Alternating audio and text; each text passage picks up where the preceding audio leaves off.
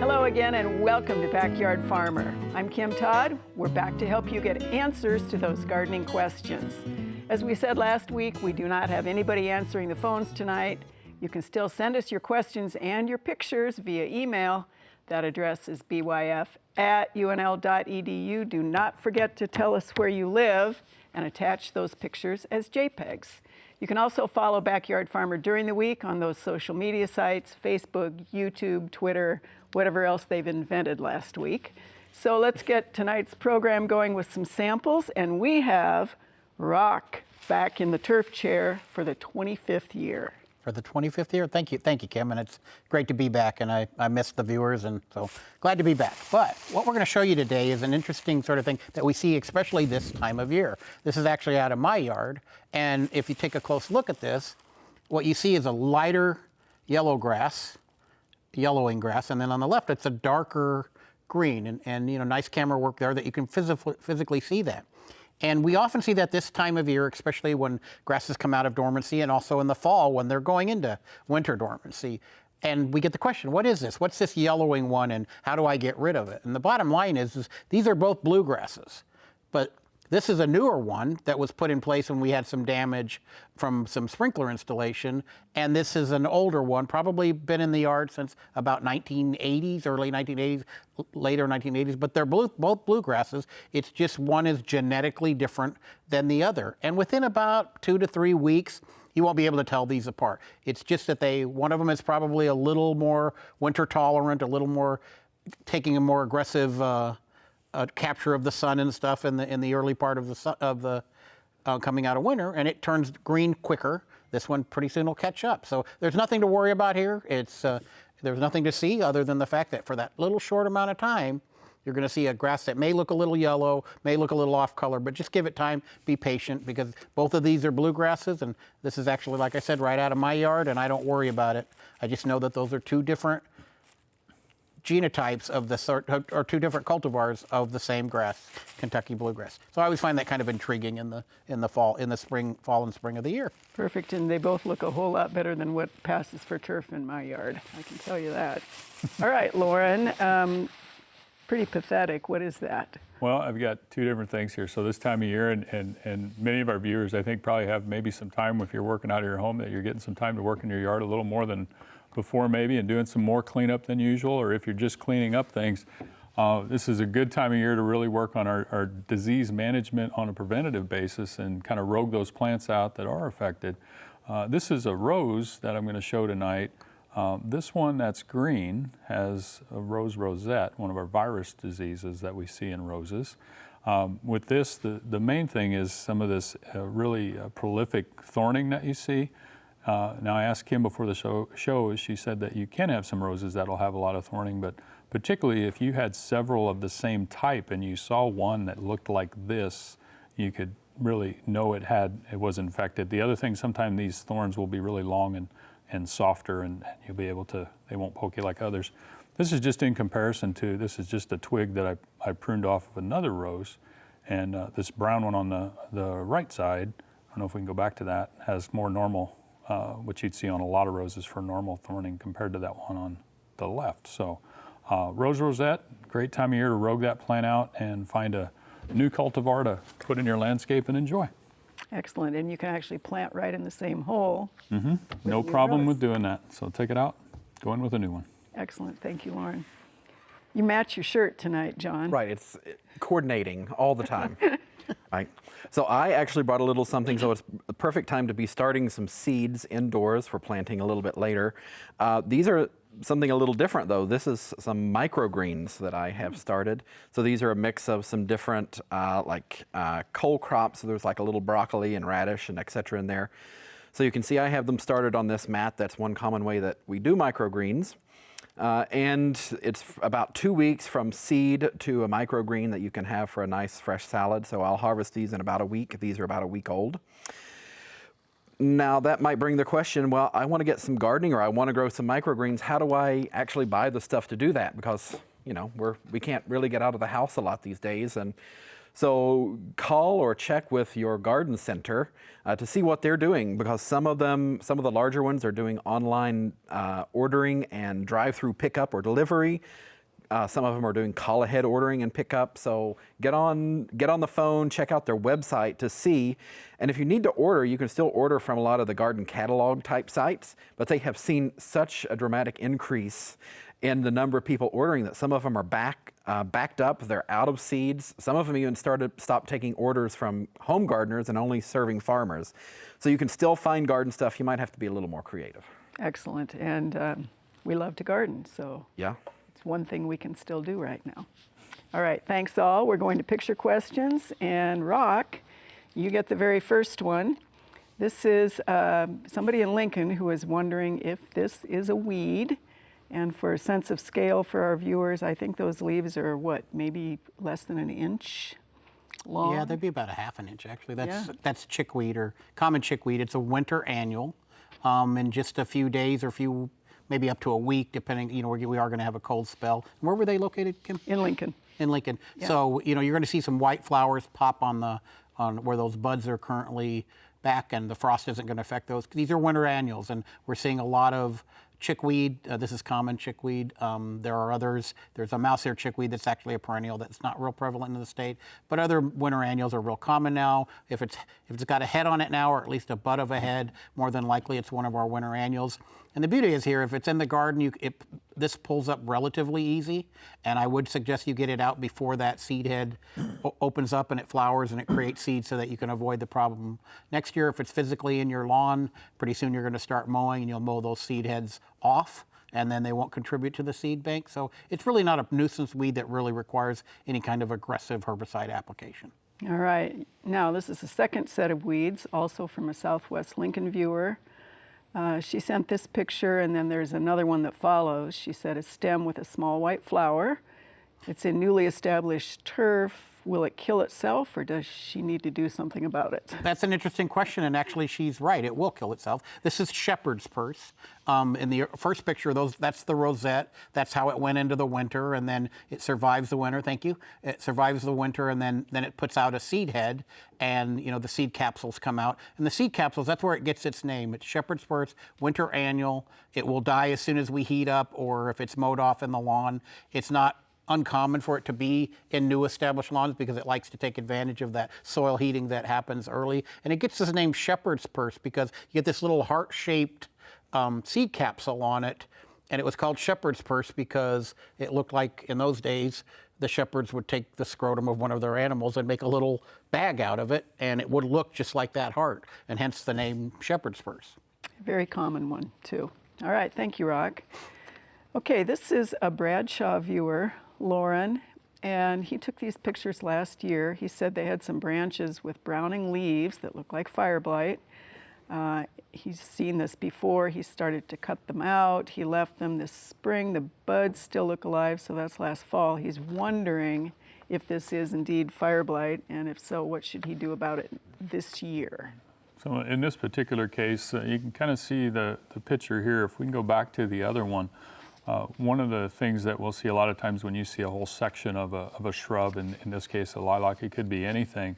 When you see a section like that that's being impacted, usually if you follow the branch back, you're going to find some sort of injury or damage. Now it could be a canker, there's borers in lilacs maybe, some different things, but something in there that's affecting the whole branch. So I wouldn't be worried about blight of any kind and treat that way, but just do some inspection of those individual branches going back and see what you find. If you find something that would be a hole, maybe you are dealing with a borer issue, or some other type of physical injury. All right, thanks, Lauren. Okay, John, so your questions have to do with trees, or what might be former trees, we'll see. The first one here is, and I think she has a couple pictures, can it be salvaged by cutting out the dead? Should the whole tree come down? She said a hailstorm a few years ago did a lot of damage on the south side. Then she saw part of the tree was dead. Then from the base, there was a separate trunk, and all of a sudden she's got this going on. She thinks it's a Norway maple. What are we going to tell her on this one? So yeah, you can see a lot of that damage there, the inclusion on the bark, and you can see from the beginning, having a tree like that with the double trunk, really not good structurally. There's lots of weird mechanics on the inside that you can't see. That means that that's not a stable tree to begin with. So with that damage, and you can't really remove that whole damaged section without really exposing those issues. So I would say that it would not be salvageable. I'm seeing a former tree there. And you have another picture from a different viewer who has a younger tree that looks like this. So it might be a younger tree, but it's also a former tree. That's just a lot of damage that you can see there. So there's going to be a lot of internal damage there that, even if you see it heal up, there's just so many things that can go wrong, lots of diseases that can get in that. So it's a goner as well. We never like to see branches larger than the trunk attached. Yeah, that's also, it doesn't work. Yeah, that's also really not good mechanics on the inside there. All right, excellent. Thanks, John. Well, it's a tradition here on our show to give you a peek into what to expect weather-wise in the upcoming months. Let's take a few minutes to hear from Extension Ag climatologist Al Dutcher about those spring conditions.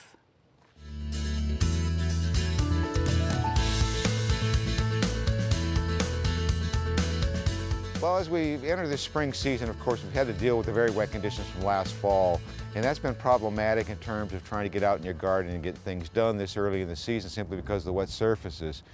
The one good thing that we've seen so far this spring has been that it's been a gradual warm-up. It hasn't been just shooting into the 80s and staying there.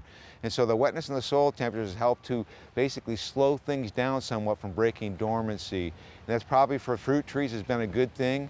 Basically, these cool conditions have allowed the fruit to stay in its basic dormant period, hasn't come out and budded and bloomed, making it susceptible to freezing temperatures. But as we go forward in time now, temperatures have warmed up sufficiently where our mean daily soil temperatures across extreme southern Nebraska at the end of March were running in the low 50s. As we go forward in time, it looks like a very warm condition starting to develop. As we go into the middle of the month, we're going to see less of these southwest moving storms, more northerly storms. That should keep temperatures up much more than last year at this time. So I expect an earlier start to our planting season, both from an agricultural standpoint and from a landscaping standpoint.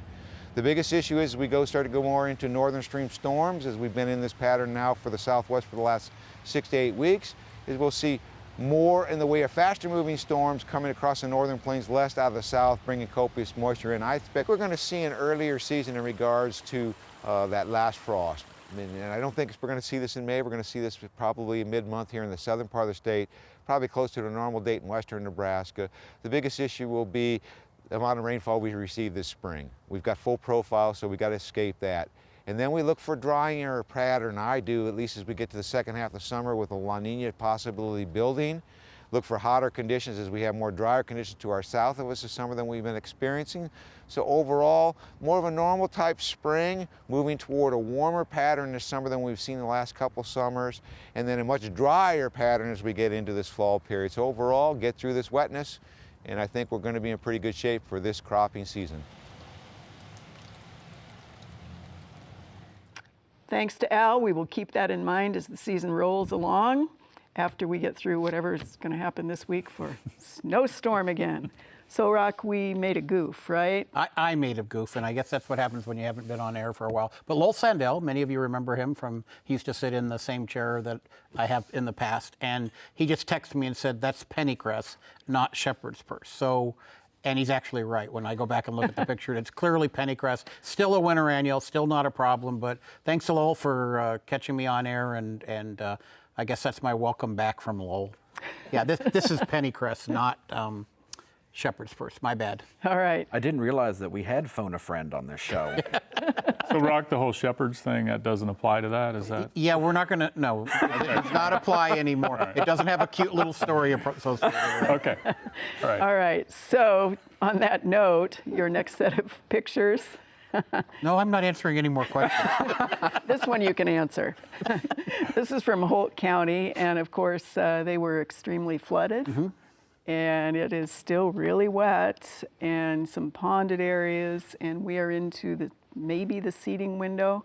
So of course the question is what to do about spots like this that either are or were standing water, how long do they wait for this to go back into the soil, or do you just give up and move on? Well, this is a real timely question. Now, if it's under this much water now, you hope that that recedes, but grass is never going to do well there if it's going to continually be wet. That looks like there might be some snow melt and some other stuff going on, plus we had some rains.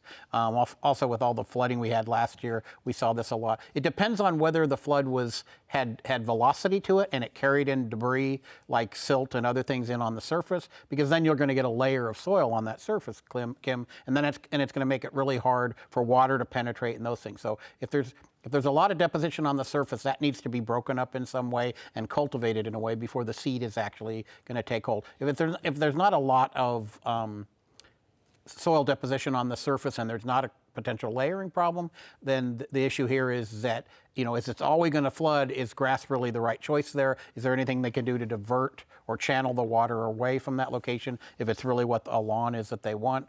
And if they can't do that, if it's just going to continually be wet, then they're going to struggle with grass at all cost.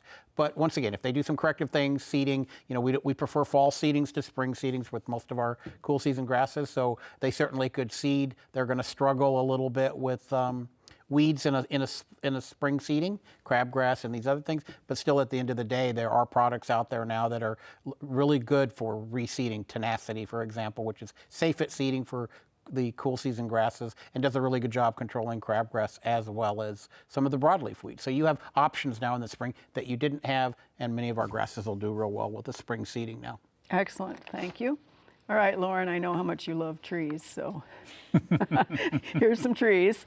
The first one, this is actually Hamilton County, and they have Austrian pines, so we can see what they're looking at from a distance, and then we have a closer up picture of some of the issues going on with the needles on this. This is a show about former trees tonight. Is that what it is? Yeah.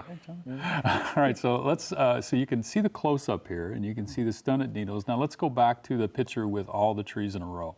Because one of the things that you can really see here is an example. You can't get zoomed in quite well enough. When I could zoom in, you can see differences in the tree. When you see a row like this and you have one that's stunted, and looking like this and then struggling, a lot of times that goes back to establishment. So that tree itself, when you look close, is straight at the crown. There's really not much of a flare when you zoom in on it compared to the others that have more of a natural flare to them. So it was planted too deep originally, which provided a lot of stress, and that continued through the life of this tree. And now we're seeing a tree that's struggling and has other diseases, what look to be maybe some other diseases coming in. In this particular case, the way you have healthy trees around it, it would be really rare that just that tree would have Sphaeropsis tip blight or something like that, which the close-up looks like it could be. So I really don't know that you're going to achieve much by just treating this tree by itself. And in fact, in this particular case, this is one where I might recommend just going ahead and trying to reestablish a tree there, Kim, just because of the scenario where you have the same trees and you have one that's struggling so much and has symptoms that look like they could be some sort of a disease, but all the others look fine. So that's going to be, on this one particular, what I would recommend is not really, I'm not going to recommend to treat the whole row, because it really looks like a scenario where you have just one struggling tree that's different. Okay, Lauren, and then you have another set of pictures that is also an evergreen. This is in Omaha. This is a line of a juniper variety of some sort. So many of them have these dead branch things going on, so you can see the row, and I think we have a close-up of some of the dead too. Yeah, so in this particular case, we visited a little bit. You can see how it's sided on one side of the evergreen like that, and a lot of times we'll see some sort of winter injury with that, or like we talked about with the lilac, something that could be if there is a certain branch there that's being affected. So look for physical damage of any kind on the branch if that does come off to be an individual branch, or if that's just winter injury. But again, I wouldn't really recommend any treatment in that particular case. All right, thanks, Lauren. And staying on the same note, John, you also have some evergreen issues going on. This first one here this is an Omaha viewer, started to have this kind of needle death, and this is also in junipers. So they're saying one of the trees is dead to the top, still has some green live branches. Some of the branches have started to fall away from the center. What do we want to say about this one? Okay. And then this is a second set of pictures here. So let's talk juniper first. So we can have some needle loss as a tree gets bigger on the inside because you don't get sun on the inside. So it's natural if you see a tree that's looks perfectly healthy on the outside and the needles start falling on the inside. That's okay. The one that we see here, it doesn't matter what killed it, if it's a disease, if it's winter injury, if it's something else, if it's brown, it will never come back. So you basically say, okay, prune this out, and if you don't look like what you look at, then take it out. And I heard one that said the top was dead, so it's never going to, it'll be like this little munchkin kind of thing in the landscape. So if you can't prune out the brown and see something that you will enjoy in the future, you need to take it out. All right, and your second set is actually interesting. This is a spruce that got burned. 2 trees were affected. One appears to have heat damage, needles that turn brown. The other, the fire climbed the trunk, as we can see in here. Any thoughts on what to do on this one? Yeah, I think that one's a goner as well. So anytime we've lost all the green on there, that's not really going to come back. That's not how evergreens grow. So it's not like, we might prune it and it'll bunch back out or branch back out. That's not how evergreens grow. So I think, seeing what's gone, you're not going to like that. If there is anything green left on there, there's not going to be anything where you see all that dead. Well, and potentially it might be green this year and yeah, not really alive. Not really alive, that's true. We see a lot of internal damage whenever we see fires or lightning strikes, and it might not look bad now, but it basically cooked on the inside, and it takes a little while for that to catch up. All right, thank you, John. Well, last week we went into the greenhouse to show you all the plants we've got started for this year's garden.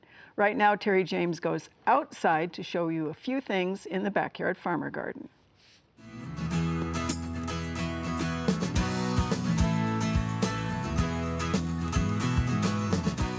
This week in the Backyard Farmer Garden, we're going to talk about kind of moving some of the stuff outside. We actually started planting some stuff in the raised bed, just one raised bed this year, but we have some cool crops. We have some cabbage, we have some pansies, we have some lettuces that we started in the greenhouse and then moved them out. It was a little too wet, a little too cool for us to actually start them outside early and have them this big. But as you can see, you can start these seeds anytime now. The soil is warming up and you're gonna have some great lettuces. You'll be able to make a lettuce salad. Those pansies are also edible and they'll add that pop of color that you really need this time of year. So plant those cool crops in your raised beds. Stop by the Backyard Farmer Garden and check it out. So things change in a day, and we're not planting within the next week, but hopefully we'll be fine weather-wise for a few weeks after that. We can get some other plants started out of the garden. Mother Nature just decides that this is the way it's going to be, and that's the way it is. 88 and then 24. That's kind Proving once again we're not in control. You think not?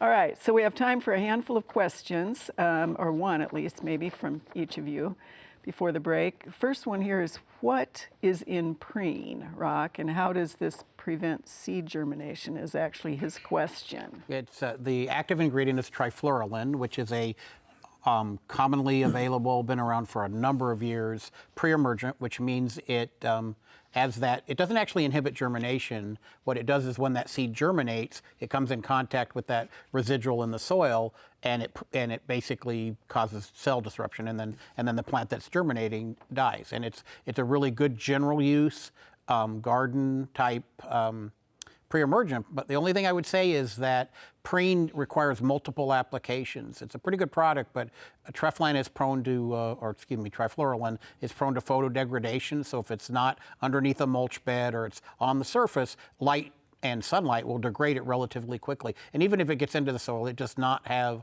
a very long residual. So for those of you that are using it in the garden or in the ornamental beds, just be aware that you're probably going to be looking at 2 or 3 reapplications to get season-long control. And it rarely fails. It just people don't apply it as frequently as they should. But Preen is a really commonly available product. Be careful because some of the Preen products are labeled or titled Preen, but they'll have something else in them. So look for the Preen label specifically specifically for your application to make sure you don't make a mistake and potentially get non-target injury in some of your other garden plants. All right, thank you, Rock.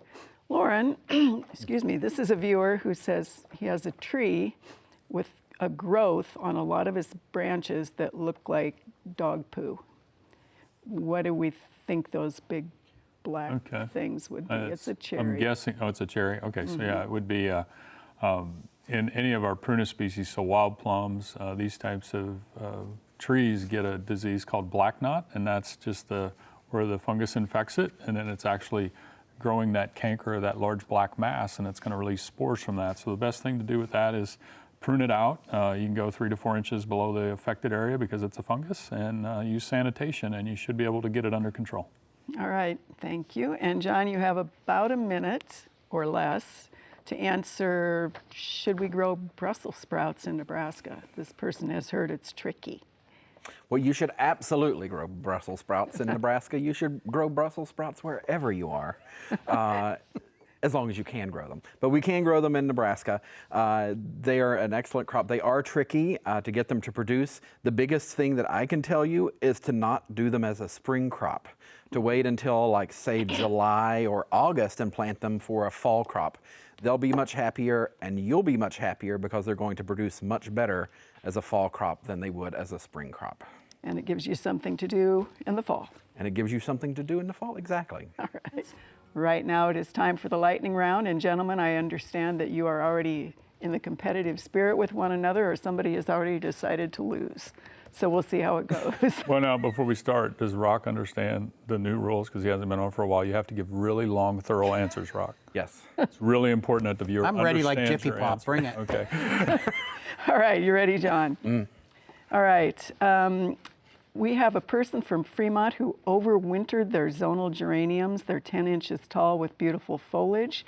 When should they plant them outside? After the danger of frost has passed, beginning of May-ish. All right. This is an Omaha viewer who wonders whether eggshells and banana peels mixed into the soil would make good fertilizer. I mean, they will eventually break down and they will provide nutrients, but they're better if you put them in the compost first and put them in. Less likely to bring animals and other things along. All right. What about using a well-rotted horse manure on hostas? Is that a good idea or a bad one? You could use some. It'll provide some nutrients. You do want to make sure you don't put too much on there because you can burn them. All right, and a follow-up question from the same viewer is, will the hostas be harmed if the horses ate the hay from a field that got sprayed with an herbicide? Depends on the herbicide. Most of them don't have a residual. There are a few that do, so you would have to know what herbicide that is, and you can ask Rock. All right. Maples, some of the maples have not lost their leaves yet. What's that all about? Japanese or sugar? Sometimes trees do that, so there are some species that don't lose their leaves until the next one comes out and pops it out. Excellent, nice job. You ready for really short answers? Sure. All right. Born ready. Okay, we'll see. Lauren, this is a Hastings viewer, has apple trees that are already almost completely finished flowering. Is it too late to do any spray for a fruit tree pests and diseases? No, it's not. You could start just when your leaves are starting to come out is another good time to start for scab applications. Just for example, you'd want to see what the tree is susceptible to. All right. This is a question about pine diseases. The viewer wants to know, is it the temperature or the calendar date that determines when to spray for disease? I don't like either one. I like to use for pines the needle elongation. So if we look at the candle, depending on the disease, most of them will say half candle elongation, 3/4 candle elongation. So look at that more than date or temperature. All right. This is a Claytonia viewer who wants to know whether peaches are affected by cedar apple rust. No. This is a Humboldt viewer who says they have cedar apple rust galls on their cedars all over, but they're all dried up. Are they gone? No, they're not. So cedar apple rust, it depends. So they will go through a cycle. Once now that it's lightning, I can keep talking for a while. So once that they harden or they go through their cycle where they produce their teleohorns, in the next season they'd be dry masses, but depending on what stage they're on. So there'll be little balls that produce the teleohorns, the next year they won't. All right, excellent. Okay, let's see, Rock. We'll see whether or not you're going to win this one. You ready? Sure. Thorough answers, Rock. So this is actually this is actually based on your segment from last week. This is a viewer in southeast Nebraska who says they did not get their pre-merge down. Is it too late or is it too cold, or can they still do it? They've still got plenty of time. You know, this cold spell that wasn't really projected when it happens next week. Soil temps are in the high 40s, low 50s, but they'll drop down back into the high 30s, low 40s. Yeah, you probably got still another week and a half. All right. Do you recommend the 4, 5, 6, or 7-step lawn programs? Those programs end up putting on way more nitrogen than you actually need. If you could skip some of those steps, usually the 4-step program is maxed out on nitrogen to begin with. We usually recommend about 2 to 3 pounds on a bluegrass or a fescue lawn, and then they end up putting on about 5. So I'm not a big fan of multiple steps unless some of the steps don't have nitrogen in them. All right. This viewer wants to know whether that first step in a 4-step should be a week later in Sioux City than it is in Omaha. Yeah, probably. All right. When should you mow new sod? This is a Holdridge viewer. So now I can elaborate. Thank you. So as long as you're not pulling the sod up, right? Because if the sod is really new and there is a vacuum, most of our mulching mowers do have a suction on them, so they're going to pull up on that sod. You want to be able to reach over, grab the sod, and pull up on it slightly, and make sure that it's rooted, and then you're good to go with mowing over the top. All right, and so it appears as though we have a winner chicken dinner. There we go. There's no trophy because we can't touch. Exactly. Right? So Okay. your trophy is virtual Okay. at this point. Just All send right. it to me in Zoom. There you go. Plants of the week. Up they Oh, yeah. come. Oh, yeah, I almost forgot to. Almost forgot there, plant of the week. So there we go. So we have 2 plants of the week. We're starting up here. It's a beautiful plant, right? This is calorie pear. It is not really a desirable tree. It can actually be invasive in some parts, especially in eastern Nebraska. We're seeing it seed and spread, so that's not good. Also, doesn't smell the best. So you want to be on the lookout for that. That's why I'm keeping it down here, because I kept getting a whiff of it, and it's not that pleasant. Something that is more pleasant is down here. This is Hellebore, and these, sometimes also called Lenten Roses. You can see they have those blooms. They're all different combinations of mauve, green, etc. And they bloom basically in winter, so they've probably been in bloom for a while now. And you can see that those are, and they're right on time because Lent ends this week, and they're Lenten Roses or Hellebores, and those are the plants of the week. Excellent. And unfortunately, fortunately, the pears are in full flower because it's been so warm. I wanted to bring serviceberry instead because that would be a good alternative, and they haven't popped yet. Yeah, definitely a better alternative. Right. In terms of overall tree health. It's not a pear, it doesn't get fire blights, etc. Right. So, yeah, a good substitute. Excellent. All right. Thank you, John. Okay, Rock. Pictures next. We'll see if we can figure out what these are. If not, Lowell will correct us. This is also a Lincoln viewer. She says she thinks this is an invasive grass. Her yard was regraded and seeded, had plenty of weeds, etc. She doesn't know what this is or how to get rid of it. And I think we have another picture of a similar sort of thing in a huge patch in a different location. Yeah, that sure looks like nimblewill to me, which is actually a native warm season species, perennial, which is very difficult to control. Earlier I mentioned the product Tenacity to use at time of seeding. Tenacity is actually extremely good on nimblewill as well. It needs to be actively growing. You want to get it on as soon as it starts to actively grow. It is going to take multiple applications. It can be pulled and raked up, but what you leave behind is bits and pieces of the nimblewill, and every one of those little bits and pieces is probably going to propagate more. So we don't really suggest you start yanking it out of the ground because that's going to fragment it and spread it all over. So it really is one where we need to require a herbicide application. There is one product that the Scott's company makes that actually has Tenacity in it. It's a granular with seed in it. So these areas are thin, right? So you're going to sprinkle it over the top. I like calling those kinds shake and bake, because you bake the Nimble-Will and the seed goes down and it's got a little mulch in it, and the mulch expands when you water it up. And if you're really aggressive with a couple of tenacity applications and then go in this next fall to seed with that product, you'll have really good results. Excellent. Good idea. There's a lot of that Nimble-Will in Lincoln. Yes, there is. A lot of it now. All right, Lauren, not yet morel season, but you've got some shrooms to identify. The first picture here is really fun. This was actually since children are not in school and they're at home with their parents, and they were out on a nature walk and found this beautiful big thing. They want to know what this is. It's a Phaeolus species. Actually, for this one, I sent a picture to one of the faculty in our Department of Plant Pathology. And so a shout out to Josh Herr for helping me. He did a lot of fungal ID in the past and is an expert in that area. This is one of an older specimen of Phaeolus species, he thinks. So Phaeolus, they can look it up. Cool. And then you have an Omaha viewer who found this and has sent, I think, a couple of pictures on this one. And they're wondering if it only grows on dead tree limbs. This is on a cottonwood. So one thing I want to point out first, the previous picture, you noticed we had someone's hand in there or something.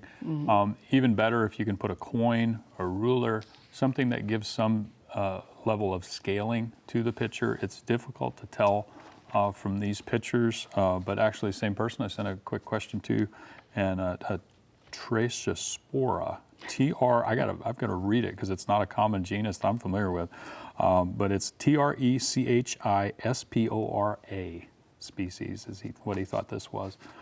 Haven't seen this one much myself, but that's what we're thinking. Pretty cool. It almost looks like a honeycomb.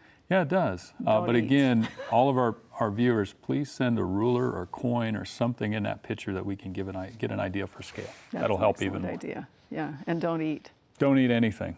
Yeah.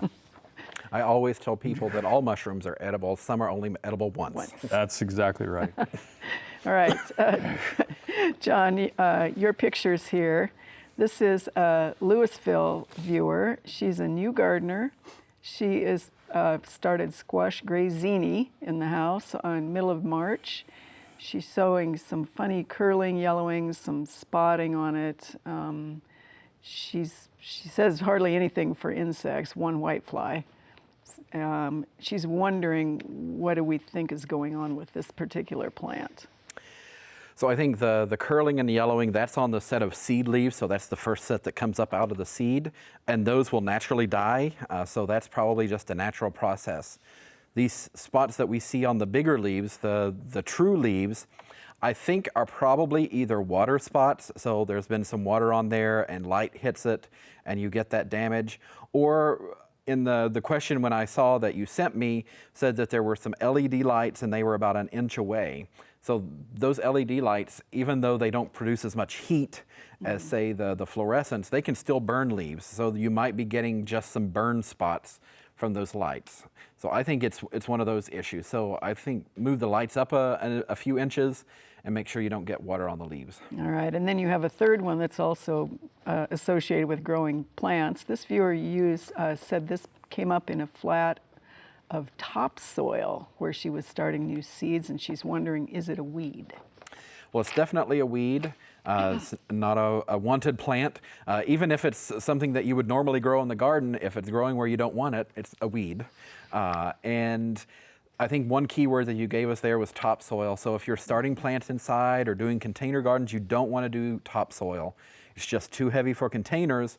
Also, it has a lot of those weed seeds and other things in there. So if you're doing container gardening, you want to use potting soil. And if you're doing seed starting, you only want to use seed starting mix because it is sterile, it doesn't have diseases in it, doesn't have a lot of nutrients to feed fungus and weeds, etc. All right, thank you, John. Since we will not be accepting samples for the time being, it is important for you to submit those pictures with your questions when you can.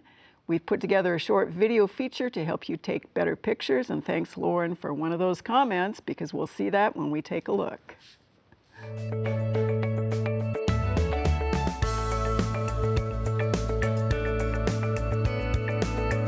For 68 years, Backyard Farmer's been answering thousands of gardening questions from home gardeners throughout the Midwest. We love hearing from you and helping you grow things the right way. For the foreseeable future, We won't be able to take your samples at the Plant and Pest Diagnostic Center as well as here at NET. The best way to try to get some answers to your garden issues is to send us a good picture or two along with your question. Taking better pictures with your smartphone starts by turning the flash off, because in most cases, there's plenty of sunlight in your garden. Secondly, try to get as close to your subject as possible and still stay in focus. Most cameras have a feature that lets you touch the screen to set the focus. And a lot of phone cameras let you hold down the picture taking button, which allows you to take multiple or burst shots. Having multiple shots taken allows you to pick the best one to send in. After you've taken the shots, there's usually no need to use the photo editing software, zoom, or crop the picture. In some cases, that will be done by our staff after you've submitted them if it's necessary. Wide shots are okay, but if we can't see what's going on, you'll need to send us some close-up pictures to help diagnose the problem. When you're shooting something smaller like an insect or a leaf, it really is helpful if you can place a small coin or ruler in the picture to help us get an idea of the scale. When you submit a picture with a question, tell us as much information as you can about the situation, location around the house, weather conditions, and as always, tell us where you live in the state. Send your pictures and questions to byf@unl.edu, or you can send them to Messenger on the Backyard Farmer Facebook page. So send us your best pictures. We need them now more than ever before.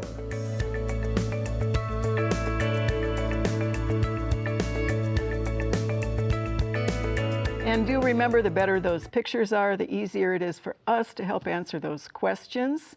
As I do remind you every single week, do not forget to tell us where you live, please. Please, please, please, please. All right, Rock, you have... I live in Lincoln. Wow, that was hard. You have a couple picture questions here. The first one here is from Tecumseh. In the back corner of the yard, saw this last year. It appeared for the first time. It spread into about a 5-foot circle. The neighbors say beware. What is it? How to get rid of it? This is ground ivy, because if it's spreading that aggressively, it'd be ground ivy. But it's really important to be able to distinguish ground ivy from henbit. And I think that's our next picture, And maybe? I think so. Perfect. This is henbit, which is flowering now. It's got a purple flower at the end of the stem. So if you think about your finger being your stem, it would be at the end of your finger. The flowers would be, and they tend to be purple in color. Ground ivy, on the other hand, which is a perennial. Henbit is a winter annual. They're both mints. They both have square stems. Henbit has a little bit of an odor to it, but ground ivy is much more pungent, like many of the mints are. But if you look at ground ivy, the flower, rather than being at the tip, like henbit is, the flower would be right at that axil of the leaf, of the stem and the next stem. So it would be right in there, right? So that's the way you tell the difference. They both have a similar shaped flower. The henbit is more trumpet shaped, and at the tip of the leaves, it's an annual. You can pull it up relatively quickly, get it before it starts to seed, relatively easy to control. Ground ivy, on the other hand, would be, we could have a segment on ground ivy control because it takes a fairly aggressive herbicide routine, probably with something that's got the active ingredient triclopyr in it. And there's a number of products out there that have triclopyr in them, and they'll do a reasonable job on ground ivy. Should be applied in the fall rather than the spring. If you apply it in the spring, it's just for revenge. Revenge, I like it. All right. So, Lauren, this is a lawn question, but you two batted it back and forth and it landed in your lap. This is a Papillion viewer. He said the last couple of years he's had this ring of darker turf show up in the same area and getting larger, and it's kind of an odd picture because it was a panoramic and you can't really see the fact that it really is a ring. And that's the key to the description is really important. That's the other thing when people send pictures. If you can get that perspective and see the whole ring, that would even help more. But we think this is fairy ring from the description and the dark line and that ring that's growing. So the green grass is just the result of that nutrient breakdown of thatch and organic material. So you're getting that fertility type response where you get a bright green area. So difficult to manage. You're not going to eliminate it. You typically will just mask the symptoms and and using fertilizers or, Rock, I don't know, we used to talk about iron applications. Does anybody do that anymore? Really just fertilizer is going to mask Yeah, just it, fertilizer it's to gonna go mask away. it, but it's going to be there till the organic layer is broken down. Yeah, All so, right, so enjoy it absolutely. or not. All right, John, you have two different sets of pictures about the same plant from two different viewers. The first one here, it's an older home, has a large rhododendron by the front door, leaves showing some discoloration, wondering is it pH, is it nutrients, is it pests, whatever. And I think we have a couple pictures on that one. What do you think? So I definitely see that chlorosis that going on in the leaves, and I believe that is a pH problem. Rhododendrons are in the group of plants that really like an acidic soil pH. And the reason is not that they particularly like acid, it's because that they're heavy iron feeders. They like a lot of iron in their diet, and iron isn't available to them when the pH is too high. So I think you can try to manage pH, but it's almost like a never-ending battle. You've always got to be putting something on the soil to try to bring the pH down. So you can try to do that. There's some like aluminum sulfates, sulfur products, etc., but you're going to have to keep doing that. So rhododendrons aren't really the best choice to live here. Where I'm originally from in West Virginia, it's actually the state flower, because if you go out into your garden, your lawn, and you take a pH test, the soil pH is 5.5, Yeah. which is perfect for rhododendrons. Yeah. Here, not so much. Right, and you have a second set of pictures of rhododendrons, I do believe, and those are also, there's a whole bunch, and there's only one that looks like that. I think we have a close-up of that one too, which is that one. So Yeah. what do we think on this? So I think it's also pH is going on there. You have to keep that pH low on those, and it's just really hard to manage. And it breaks my heart as much as anyone else, because I really want to grow blueberries, and blueberries are in the same boat. And so it's pH. We also, I think, they're just planted way too close to the house and that sidewalk, and there's just not a lot of good stuff going on for those plants. So I think try to find something different to put in there would be the best bet. I think trying to manage that pH long term is just too much. All right, thank you. Well, we always do announcements of wonderful things going on in the gardening world, and right now you're all gardening on your own, but we do have one announcement, and that announcement, of course, is that our building here at NET is closed. Do not mail samples or deliver them. They will rot somewhere and we can't get them. And, we will announce when we are able to resume receiving those physical samples. Same thing happens for the diagnostic clinic. And actually, Right. Kim, just to comment on that too, Yeah. the diagnostic clinic is closed. So Right. they're not receiving shipments because of the mail disconnection. So I think it'd be really hard right now. So Right. good pictures. Yeah, absolutely. Good pictures and where you're from.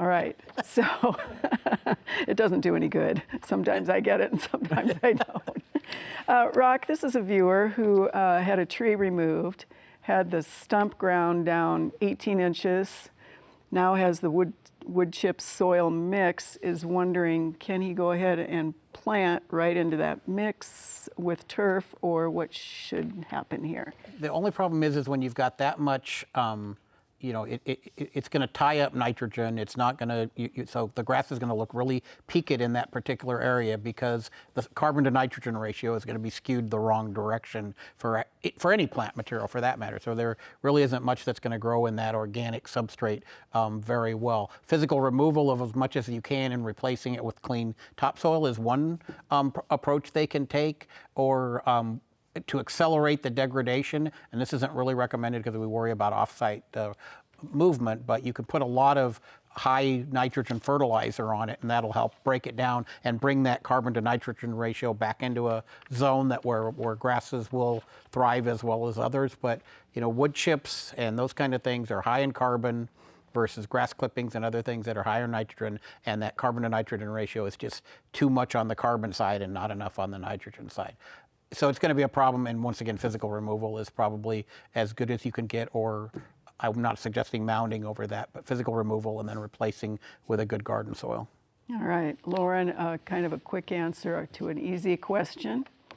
How about the morel season this year, and will people be able to harvest them along the river since so far it hasn't flooded? I'm going to give everybody a lot of optimistic hope, and it's going to be an outstanding morel season this year. I think a lot of people, we're going to see a lot of collections. A lot of people are able to take their kids out and things like this, so just be safe. There are reports coming out already. I think even last week there was a report in Council Bluffs. It's not really peaking by any means now, and this cold snap will take it away. So I would hold off till next weekend, after the weekend after Easter, later in the week when it starts warming up, and then start looking then through the next 3-4 weeks. All right. Ought to be great. Just be safe, everybody. All right, lightning round question for you, John, in 10 seconds. Should people cover their plants because it's going to get really cold? For the most part, yes, unless it's like one of those cold season crops like broccoli or something that you've had out for a little while, because it's supposed to get so cold that it'll kill almost anything, or at least burn it back. So you might want to cover those things that will get it. All right, thank you, John.